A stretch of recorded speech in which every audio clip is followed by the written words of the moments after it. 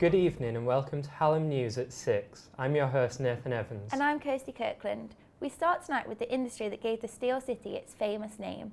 Sheffield manufacturers have been producing cutlery for the House of Commons for a number of years. Steelmakers and MPs are outraged at a controversial decision that the government will be buying cutlery from Vietnam at a cheaper price. They've been making cutlery in Sheffield for 500 years. The knives made here are the best in the world. But the best can be pricey, so officials at the House of Commons have decided to look to Asia for a cheaper alternative to decorate Parliament's dining tables. And that's not gone down well at one of the Steel City's oldest cutlery manufacturers.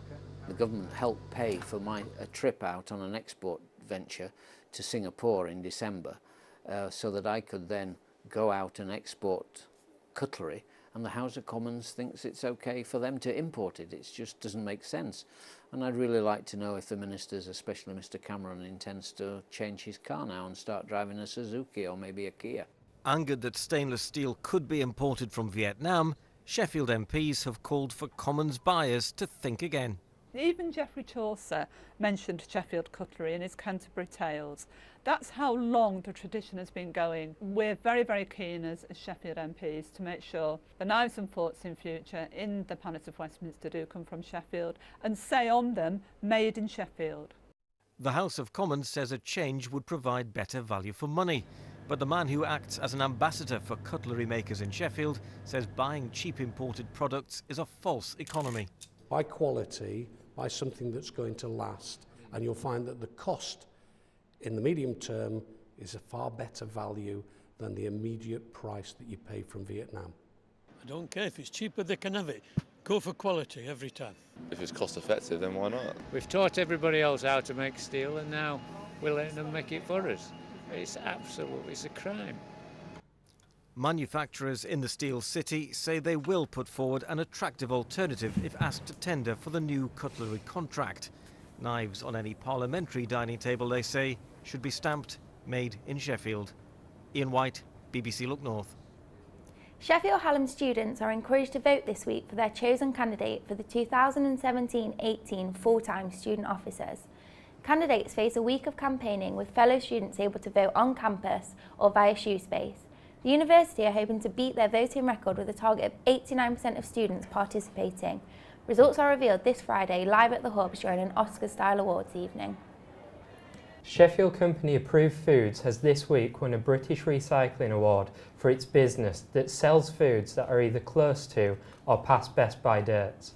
Approved Foods collects produce that supermarkets would normally throw away and sells it online for very low prices. The company employs 150 people in a large warehouse on the outskirts of Sheffield, an effective way to reduce wasted products. Sheffield Hallam students were actively getting involved this week in the variety of Shoefest activities. The festival celebrates all the different cultures and diversity that is present at the South Yorkshire University.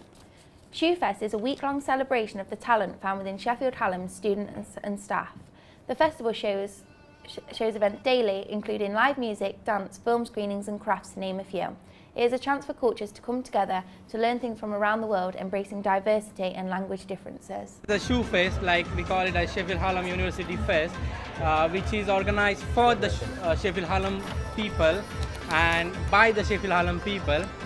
It is basically like you have the performances from all over the world. And finally this evening we're looking at the value of volunteers that work tirelessly to keep grassroots sport going. Numerous local sports clubs face folding at the end of each season due to a lack of people not willing to step up and help with the off-season tasks. Kirsty went to Debdale Park in Nottinghamshire to look at how vital volunteers are for Sherwood Colliery FC. Debdale Park Sports Club plays home to a variety of amateur sports clubs which are reliant on the help and support of volunteers. Each year sees teams forced to fold at the end or even during a season as they just don't have the bodies or the funds to keep them going. Sherwood Colliery FC is the most dominant of the clubs based here at Debdale. Since their beginning in 2008, they have grown in numbers and league ranking, which cries out for more help. I spoke to Phil Kirkland, secretary and first team coach, about the importance of volunteers and money for non-league clubs.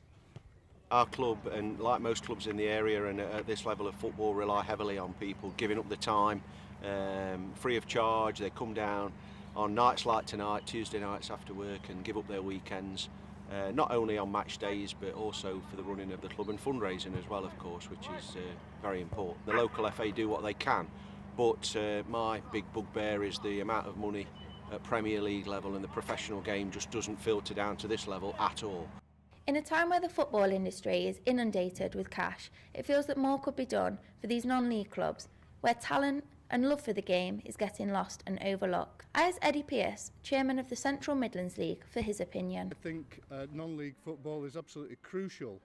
There's so much talent at this level that really goes untapped, and young players coming through, I don't think really get the recognition that they deserve. But the fact that Sutton did so well the other day, and Lincoln City, just highlights the strength of non-league football.